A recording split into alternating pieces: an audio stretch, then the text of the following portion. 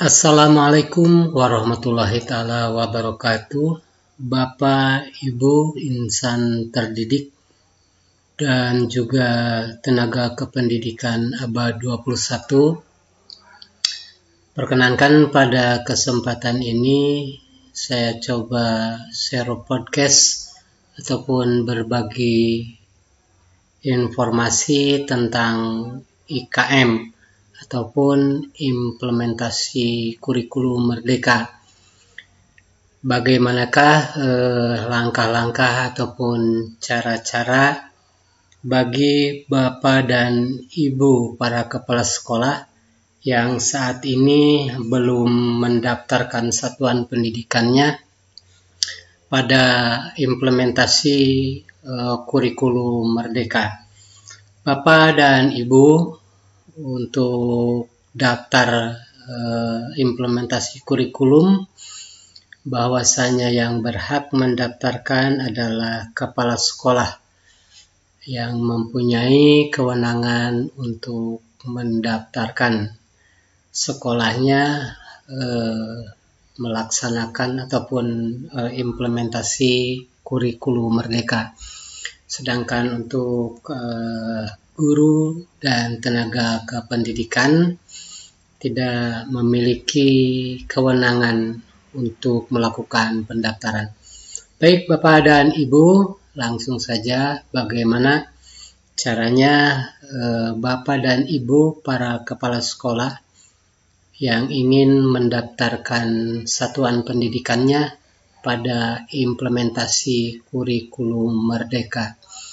Langkah yang pertama tentu saja Bapak dan Ibu masuk di aplikasi Google Chrome, kemudian silahkan login dengan menggunakan akun Google Bapak dan Ibu para kepala sekolah. Kemudian pada keyword ataupun kotak pencarian, silakan Bapak dan Ibu typing ataupun ketik kurikulum.gtk.kemdikbud. Sekali lagi, pada kotak pencarian silakan Bapak dan Ibu ketik kurikulum.gtk.kemdikbud. Nah, setelah Ibu dan Bapak typing ataupun mengetik keyword kurikulum.gtk.kemdikbud, maka Ibu akan diarahkan ke situs implementasi kurikulum merdeka. Tentu saja Bapak dan Ibu klik untuk membuka situsnya, dan ini telah terbuka. Di sini ada home, ada daftar. Bapak dan Ibu boleh lihat dan baca-baca detail tentang implementasi kurikulum merdeka. Bisa dilihat bahwa kurikulum merdeka sebagai opsi pemulihan pembelajaran. Bapak dan Ibu juga bisa membaca tahapan implementasi kurikulum merdeka, kemudian strategi IKM jalur mandiri, pilihan IKM jalur mandiri, dan platform Merdeka Mengajar. Ibu silakan bisa dipelajari. Kemudian di sini adalah yang sudah berpartisipasi ataupun telah mendaftar, baik dari tingkat PAUD, SD, SMP, SMA, SLB, SMK, kemudian RA, MI, MTS, MA, MAK, SKB, PKBM. Dan sampai saat ini up to date totalnya sudah 68.261 satuan pendidikan yang telah mendaftar di implementasi kurikulum merdeka. Sekali lagi, bagi Bapak dan Ibu yang ingin mendaftarkan satuan pendidikannya pada IKM, maka silahkan Ibu mendaftar dengan akun SIM PKB Kepala Sekolah. Bapak dan Ibu klik daftar. Nah, ketika diklik daftar, maka Ibu login dengan akun kepala sekolah.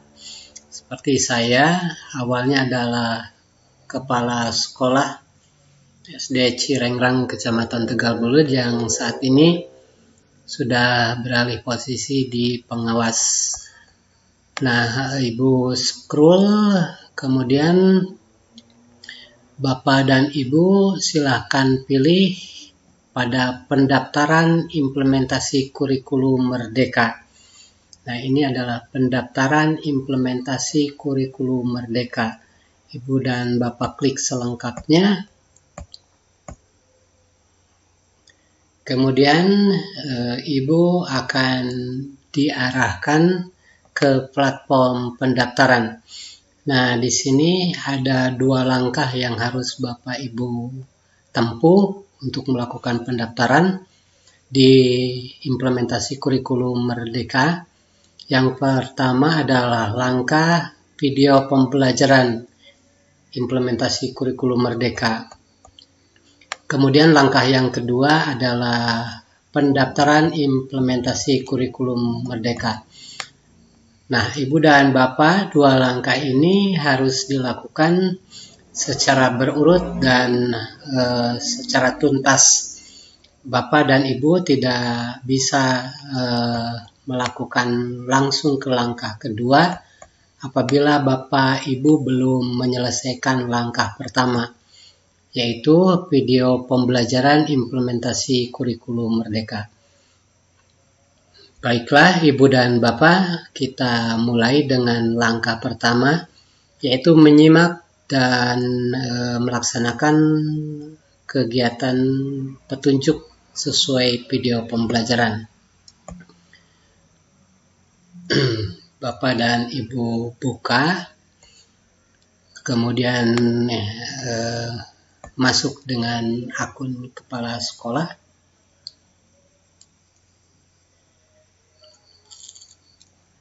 Nah, di sini ada 2 konten yang harus dipelajari berupa kurs konten. Yang pertama adalah video kurikulum Merdeka ke-1, kemudian yang kedua adalah video kurikulum Merdeka ke-2. Kita mulai dengan video kurikulum Merdeka ke-1. Ibu silahkan Bapak dan Ibu baca secara seksama, kemudian juga tonton videonya secara cermat.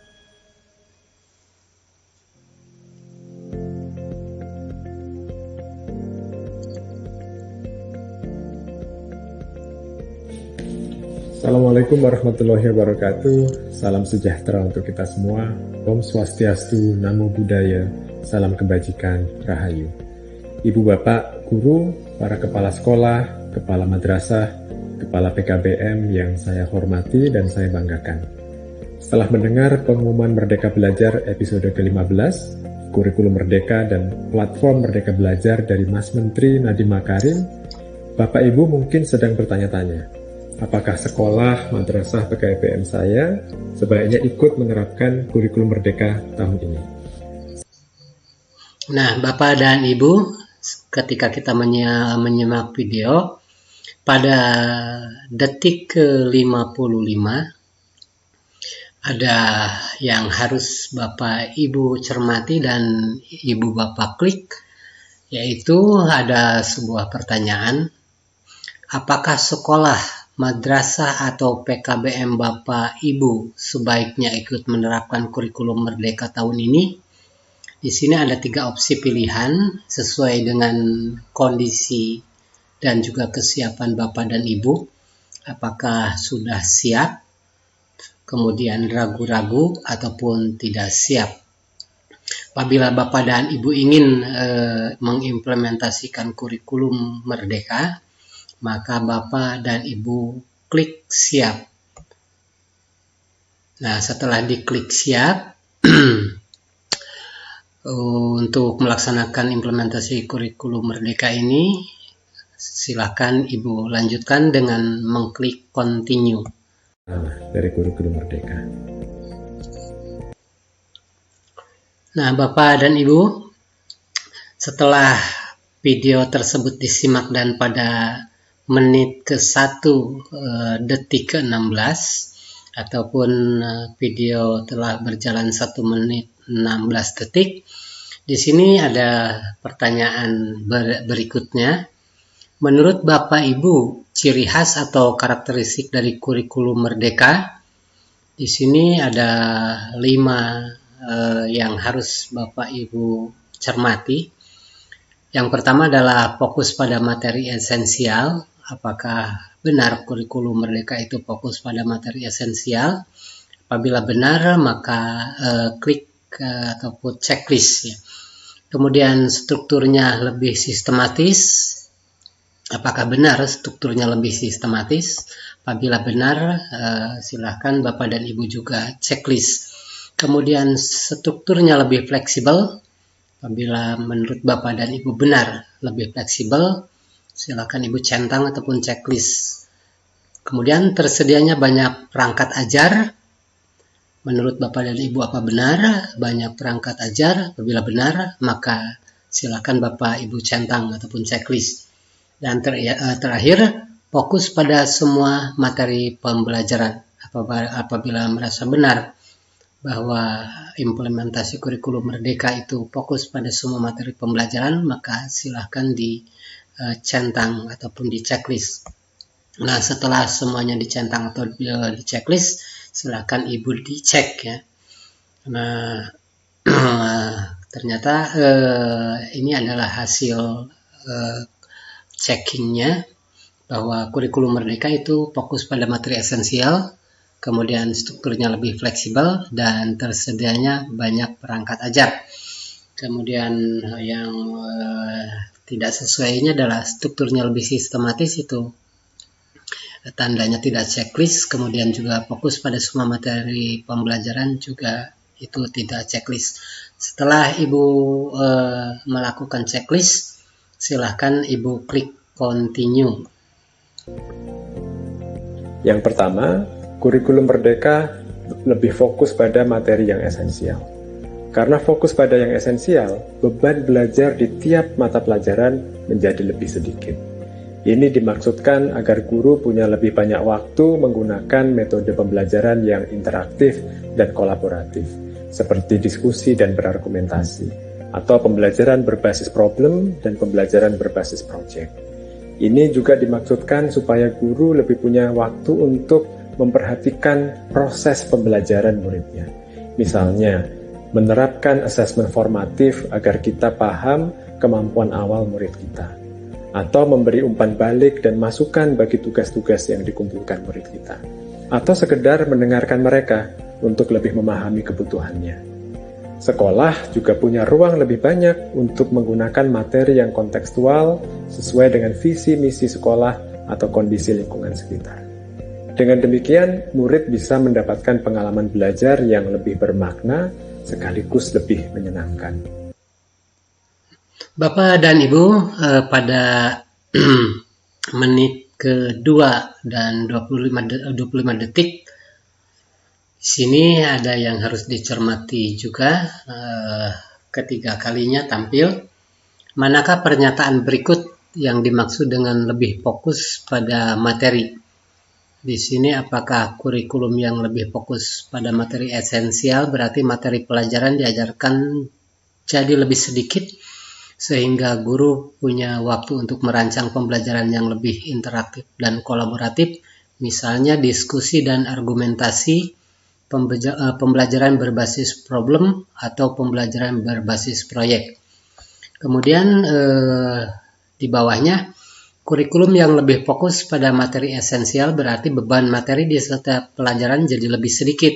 Ini dimaksudkan agar guru punya waktu untuk menerapkan pembelajaran yang lebih interaktif dan kolaboratif, misalnya diskusi dan argumentasi, pembelajaran berbasis problem ataupun pembelajaran berbasis proyek.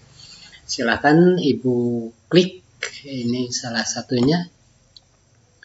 Setelah diklik salah satunya, kemudian Bapak dan Ibu klik kelas 11 dan 12, mereka bisa memilih mata pelajaran yang sesuai dengan minat dan aspirasi karirnya. Itu karakteristik yang kedua, struktur kurikulum yang lebih fleksibel. Nah, di menit kedua lebih 52 detik, kembali ini ada yang harus dicermati oleh Bapak dan Ibu. Menurut Bapak dan Ibu, apakah keuntungan yang dapat diperoleh dengan menerapkan kurikulum merdeka yang memiliki karakteristik strukturnya yang lebih fleksibel? Ini ada 3 yang harus dicermati.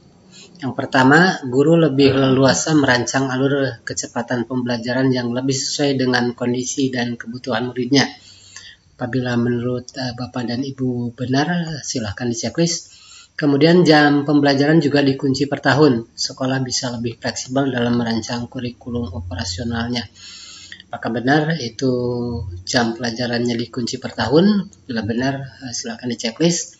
Kemudian murid SMA ataupun MA dan paket C kelas 11 dan 12, mereka bisa memilih IPA IPS bahasa sesuai dengan minat dan aspirasi kinerjanya.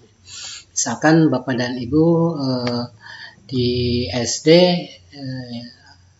ataupun SMP tentunya tidak usah menceklis untuk hal mengenai SMA dan MA. Kemudian Bapak dan Ibu cek, sudah dicek, dan selanjutnya adalah kembali klik continue.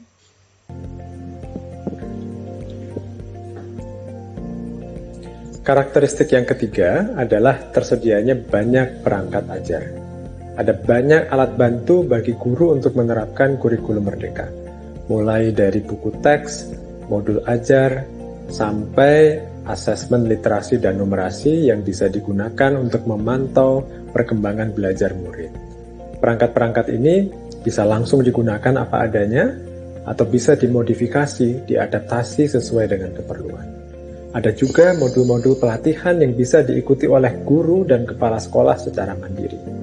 Semua ini akan disediakan melalui aplikasi Android dan website bernama Platform Merdeka Mengajar.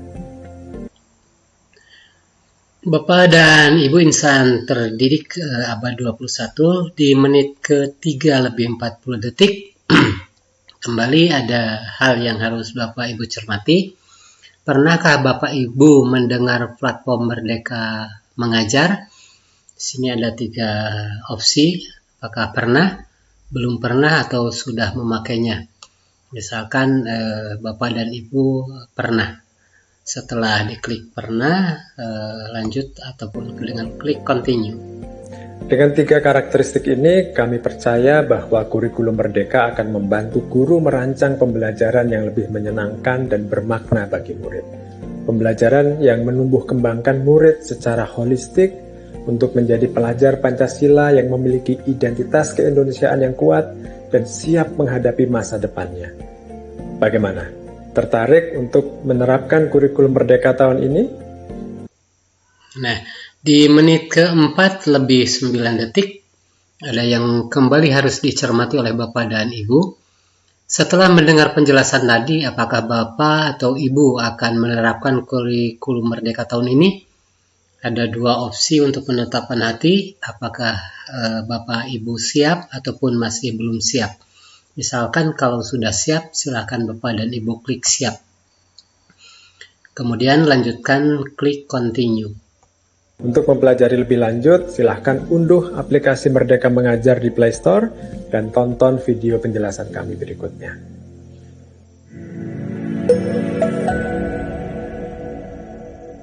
Nah, Bapak dan Ibu, untuk video pertama sudah selesai, tapi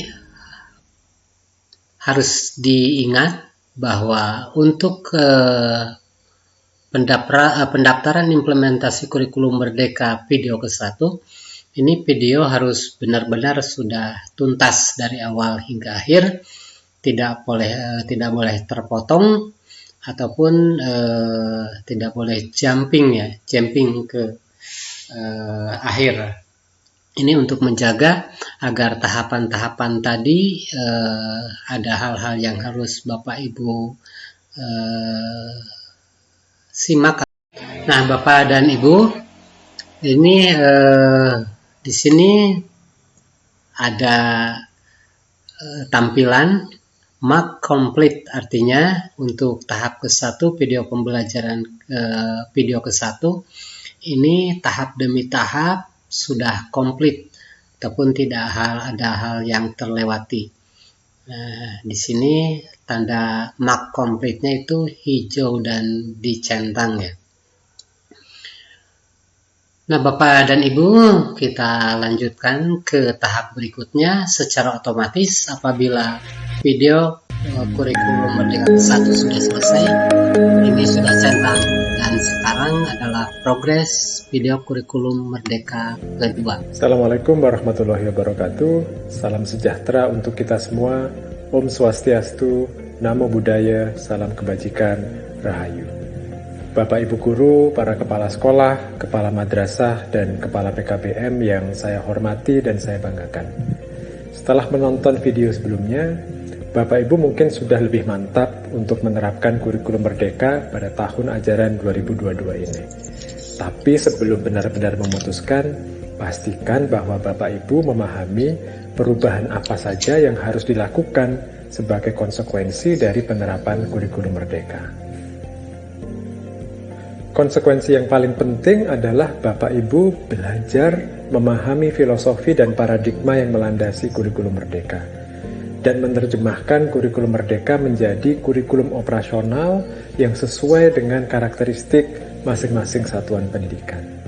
Ada 3 hal yang perlu diketahui untuk menerjemahkan kurikulum Merdeka menjadi kurikulum operasional, yaitu menerjemahkan capaian pembelajaran menjadi alur tujuan belajar, merancang pembelajaran berbasis proyek, dan menyusun struktur kurikulum operasional untuk satuan pendidikan.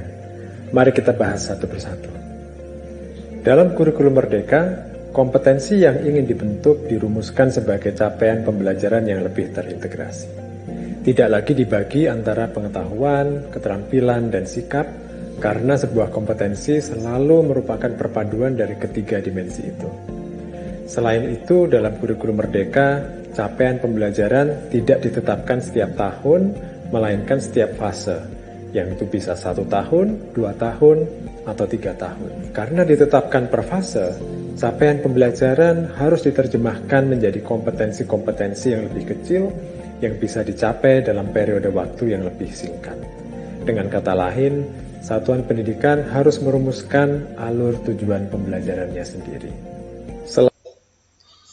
Bapak dan Ibu, pada video yang kedua di menit ke-2 lebih 19 detik kembali ada hal yang harus Bapak Ibu simak secara seksama. Setelah mencermati penjelasan tadi, poin-poin manakah yang berkaitan dengan capaian pembelajaran? Silakan Bapak Ibu klik pada pernyataan yang menurut Bapak itu benar. Di sini ada 1, 2, 3, 4, 5 ya. Yang pertama, sebuah kompetensi merupakan perpaduan dari dimensi pengetahuan, keterampilan, dan sikap. Apabila menurut Bapak dan Ibu benar, silakan Ibu centang. Kemudian, kompetensi yang ingin dibentuk dirumuskan sebagai capaian pembelajaran yang lebih terintegrasi. Silakan Ibu checklist kalau menurut Bapak dan Ibu benar. Kemudian selanjutnya, capaian pembelajaran ditetapkan setiap tahun. Apakah benar capaian pembelajaran ini ditetapkan setiap tahun? Apabila benar, silakan checklist. Tapi kalau menurut Ibu itu tidak benar, silakan abaikan. Kemudian satuan pendidikan perlu merumuskan alur tujuan pembelajaran dari capaian pembelajaran. Apakah ini benar atau tidak? Kemudian capaian pembelajaran harus diterjemahkan menjadi kompetensi yang bisa dicapai dalam periode tertentu. Misalkan Ibu Bapak checklist. Nah, setelah Bapak Ibu menceklis ataupun mencentang hal-hal yang menurut Bapak Ibu setuju, silakan Ibu cek. Kemudian setelah dicek, ini ternyata cuma 3 dari 4 yang diharapkan. Silakan Bapak dan Ibu klik continue. Selain menerjemahkan capaian pembelajaran menjadi alur tujuan belajar, Kokurikuler inilah yang berisi pembelajaran berbasis proyek. Pembelajaran berbasis proyek ini sebenarnya tidak mengacu pada satu metode pembelajaran yang spesifik. Ini adalah istilah yang menggambarkan pembelajaran dengan beberapa ciri. Pertama, pembelajaran ini bersifat lintas mata pelajaran, sehingga mendorong murid untuk melihat keterkaitan antara materi dari satu pelajaran dengan pelajaran yang lainnya. Kedua, pembelajaran berbasis proyek bersifat aplikatif, bukan berbasis buku teks saja, tetapi dirancang untuk menyelesaikan problem, menjawab isu tertentu, atau membuat karya seperti karya seni, pertunjukan, atau produk yang bermakna. Dengan demikian, murid melihat bahwa ilmu pengetahuan bisa relevan bagi kehidupan mereka. Yang ketiga, pembelajaran berbasis proyek dilakukan dalam kelompok. Jadi ini bukan tugas individual. Ini memberi kesempatan belajar bagi murid untuk berkomunikasi, berkolaborasi, termasuk menyelesaikan perbedaan pendapat dan konflik. Murid juga menjadi lebih mandiri dalam mengelola proses belajarnya. Dan ini adalah modal yang sangat penting untuk menjadi pelajar sepanjang hayat. Catatan penting lain tentang pembelajaran berbasis proyek adalah proyek ini tidak harus menggunakan teknologi atau fasilitas yang canggih. Proyek yang paling baik justru yang sesuai dengan kondisi dan konteks lokal. Dalam kurikulum Merdeka, pembelajaran berbasis proyek diberi jam pelajaran tersendiri yang cukup banyak. Karena itu satuan pendidikan harus merencanakannya secara terpadu. Bapak dan Ibu insan terdidik abad 21 di menit ke-4 lebih 22 detik. Kembali ada yang harus dicermati. Sudahkah Bapak ataupun Ibu menerapkan pembelajaran berbasis proyek? Bagaimana pembelajaran berbasis proyek itu? Sini ada opsi-opsi yang harus Bapak Ibu cermati. Untuk yang pertama, pembelajaran berbasis proyek bersifat aplikatif, bukan berbasis buku teks. Kemudian pembelajaran berbasis proyek dilakukan dalam kelompok, jadi bukan tugas individual. Apabila ke-1, ke-2 ini menurut Ibu benar, silakan Bapak Ibu checklist ataupun centang. Kemudian yang ketiga, pembelajaran berbasis proyek adalah bahwa proyek tidak harus menggunakan teknologi atau fasilitas yang canggih. Kemudian pembelajaran berbasis proyek bersifat lintas mata pelajaran dan dapat mendorong murid untuk melihat keterkaitan antar materi dari mata pelajaran yang berbeda. Silakan kembali Ibu cek. Apabila telah dicek, silakan kembali klik continue. Selain membuat alur tujuan pembelajaran dan merancang pembelajaran berbasis proyek, satuan pendidikan juga perlu menyusun struktur kurikulum operasionalnya. Dalam kurikulum Merdeka, jam pelajaran tidak dikunci per minggu, melainkan ditentukan per tahun. Satuan pendidikan perlu memutuskan bagaimana membagi jam pelajaran ini di dalam kurikulum operasionalnya. Apakah mau dibagi rata setiap minggu atau mau mencoba model yang berbeda? Ini tentu harus dirumuskan bersama-sama dengan seluruh guru yang akan menerapkan kurikulum Merdeka. Selain itu, ada beberapa perubahan yang khas di setiap jenjang yang perlu diakomodasi dalam kurikulum operasional. Misalnya, untuk SD dan sederajat, ada pilihan untuk memasukkan bahasa Inggris sebagai mata pelajaran pilihan. Satuan pendidikan perlu memutuskan apakah ini sesuai dengan visi misi sekolah dan jika demikian persiapan apa yang perlu dilakukan oleh sekolah. Untuk SMP dan sederajat, ada mata pelajaran informatika yang sekarang menjadi wajib. Untuk SMA dan sederajat tidak ada lagi peminatan IPA, IPS, dan bahasa. Hal ini diganti dengan pilihan mata pelajaran di kelas 11 dan 12. Ini tentu perlu penyesuaian yang kreatif oleh satuan pendidikan. Nah Bapak, kembali kita cermati.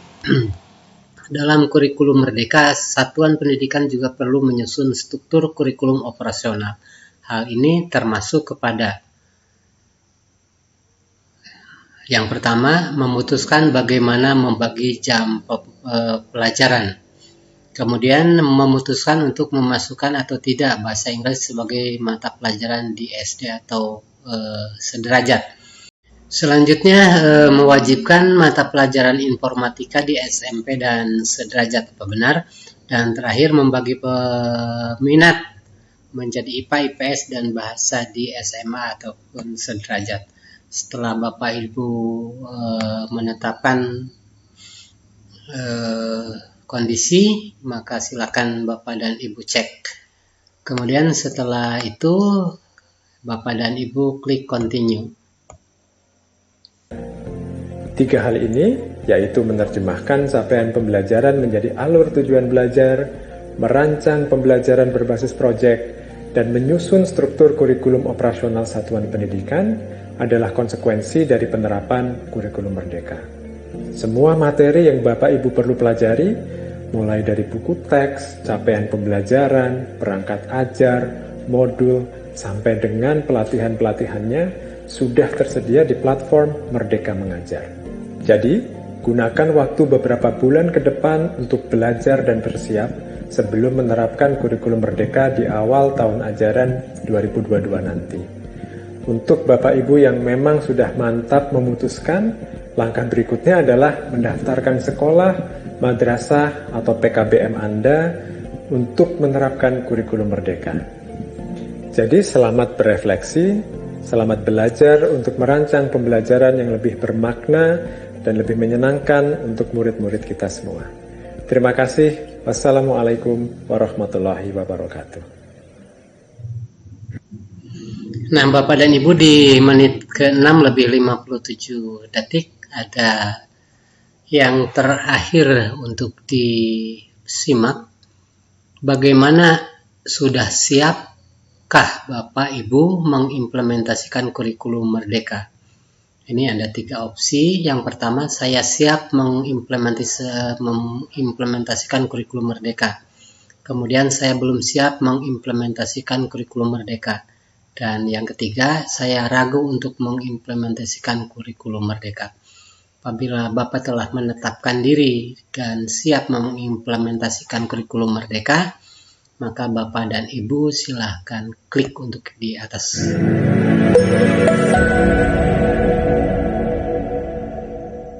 Nah, Bapak dan Ibu selesai sudah.